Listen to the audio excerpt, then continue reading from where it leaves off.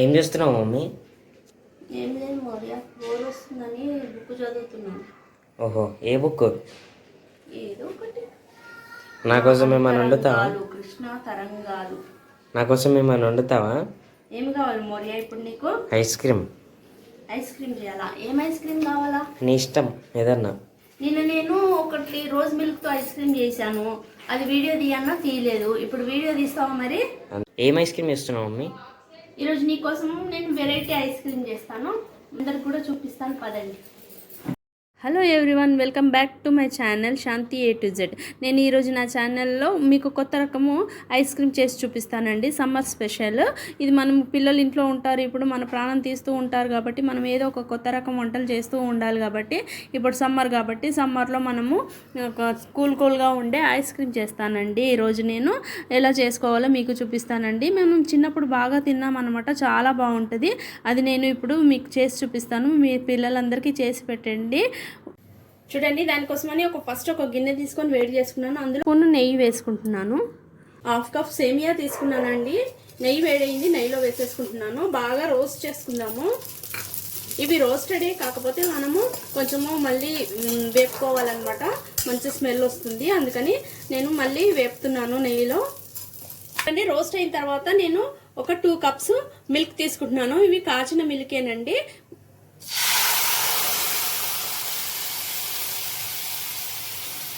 2 cups తీసుకున్నాను. 1 cup water పోస్తున్నానండి. Water పోసిన తర్వాత ఒకసారి మిక్స్ చేసేసుకున్నాము.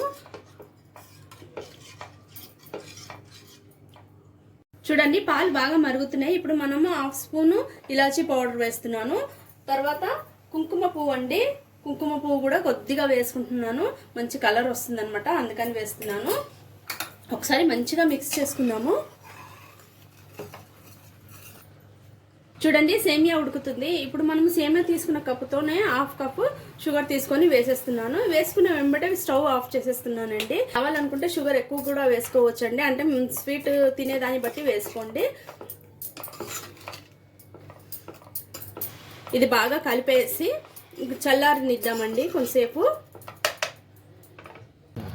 చూడండి, సేమియా మొత్తం చల్లారిపోయింది. ఇప్పుడు నేను చూడండి ఐస్ క్రీమ్ మోల్డ్ ఉంది నా దగ్గర, అది తీసుకున్నాను, అందులో వేసేస్తున్నాను.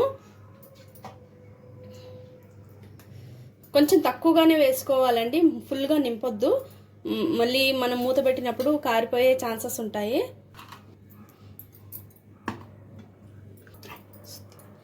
ఇలా మూత పెట్టేసుకొని తర్వాత ఇలా పుల్లను కూడా పెట్టేసుకోవాలి.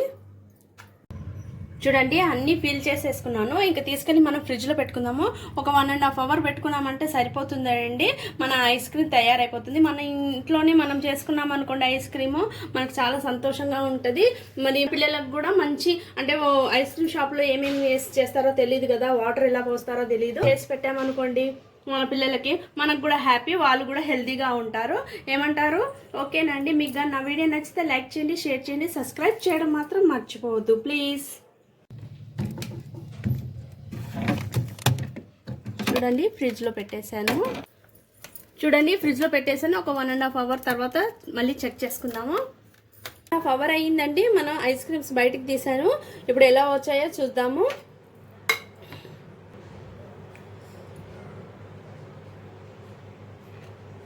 మెల్లిగా తీసుకోవాలి.